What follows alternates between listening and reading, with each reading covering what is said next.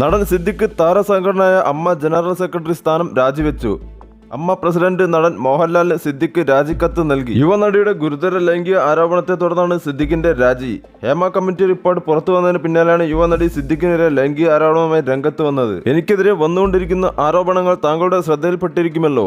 ഈ സാഹചര്യത്തിൽ അമ്മയുടെ ജനറൽ സെക്രട്ടറി സ്ഥാനത്ത് നിന്നും ഞാൻ സ്വമേധയാ രാജിവെക്കുന്നതായി താങ്കളെ അറിയിച്ചുകൊള്ളട്ടെ എന്ന് പറഞ്ഞുകൊണ്ടാണ് സിദ്ദിഖ് രാജിക്കത്തയച്ചത്. ചലച്ചിത്ര അക്കാദമി ചെയർമാൻ സ്ഥാനത്ത് നിന്ന് രഞ്ജിത്ത് ഉടൻ രാജിവെച്ചേക്കും. ഇന്നോ നാളെയോ രാജി ഉണ്ടാകുമെന്നാണ് സൂചന. യുവനടിയുടെ ആരോപണത്തിൽ താരസംഘടനയുടെ ജനറൽ സെക്രട്ടറി സിദ്ദിഖിനെതിരെ കേസെടുത്തതിനെ കുറിച്ചും സർക്കാർ ആലോചിക്കുന്നുണ്ട്.